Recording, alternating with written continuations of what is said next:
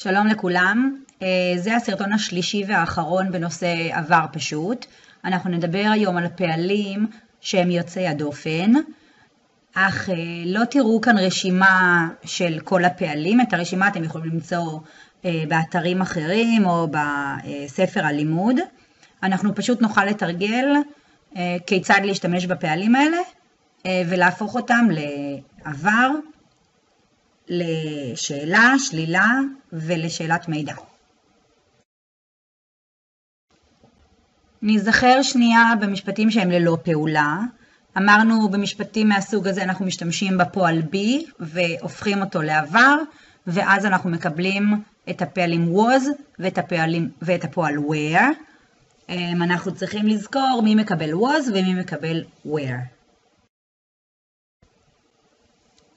בואו נראה דוגמה למשפטים בחיוב, שלילה, בשאלה yes, no ובשאלה wh עם הפועל be. למשל במשפט משה was here a minute ago, השתמשנו ב-was. הילה wasn't nice to have friends at the party a week ago, השתמשנו ב-wasn't, זה שלילה, was ו-not. Were יריב and מור at school 2 days ago, האם יריב ומור היו בבית ספר לפני יומיים, השתמשנו ב-were בתחילת המשפט. ובשאלת מידע, why were your parents at the mall yesterday, השתמשנו ב-why, ב-wh ואחריה את הפועל be.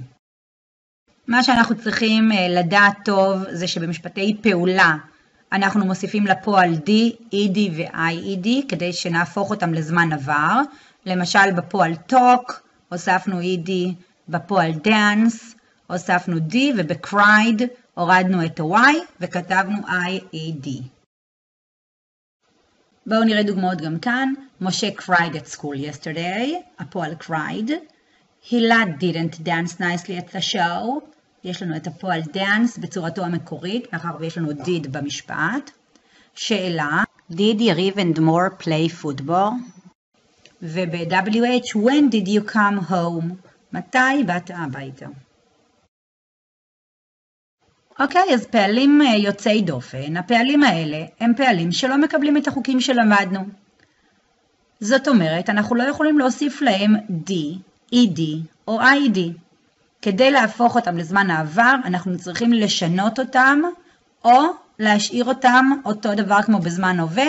את רשימת הפעלים אתם תצטרכו פשוט ללמוד בעל פה.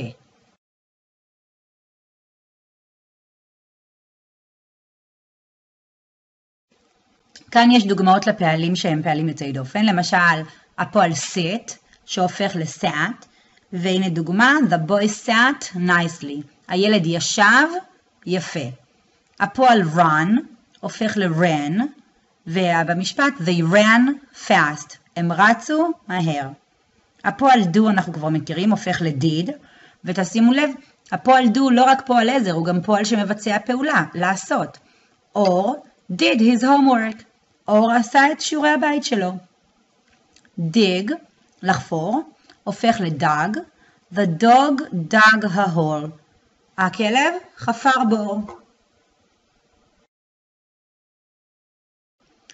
בשלילה ושאלה, הפעלים יוצאי הדופן מקבלים את אותו מבנה משפט כשמדובר בשאלות ובמשפטי שלילה. אנחנו משתמשים בפועל עזר did, ובפועל המקורי במשפט חוזר לצורתו המקורית, לזמן ההווה. בואו נראה דוגמה. יש לי את המשפט ניר is making some coffee now. ניר מכין קפה עכשיו, ואני צריכה להפוך את זה לזמן עבר. אני צריכה לאתר את הפועל. במקרה הזה מדובר בהווה ממושך, לכן יש לי גם את הפועל be וגם את הפועל המקורי של הפעולה. אז כתוב לי is making. את כל זה כמקשה אחת אני אהפוך לזמן עבר.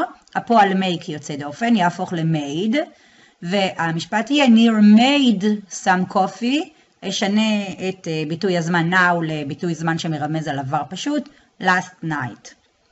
בשאלה, did ניר make coffee last night?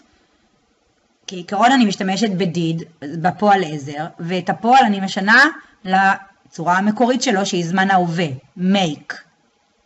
בשאלת מידע, what did ניר make last night? כעת תוכלו לעצור את הסרטון, להעתיק את המשפט ולתרגל הפיכת משפטים לזמן עבר.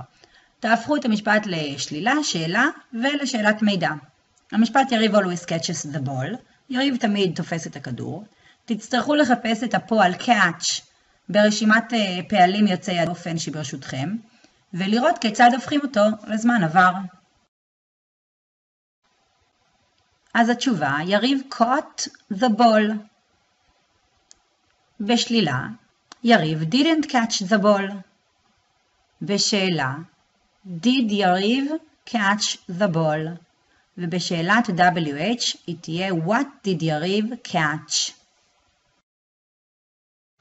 משפט נוסף לתרגול, they often ride very fast. לעתים קרובות הם רוכבים מאוד מהר. צריכים גם כאן להפוך לעבר, לשלילה, לשאלת yes no ולשאלת מידע. הפועל ride, תחפשו אותו ברשימת הפעלים יוצאי הדופן ותראו לאיזה צורה הוא משתנה. התשובה, they rode very fast yesterday. הפועל ride הופך ל-rode. את ביטוי הזמן often החלפתי ל-yesterday. מאחר ומדובר בעבר פשוט, אני חייבת לציין את הזמן בו נעשתה הפעולה. בשאר המשפטים לא ציינתי את הזמן מאחר ופשוט לא היה לי מקום.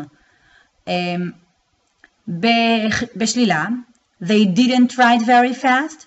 בשאלה, did they ride very fast?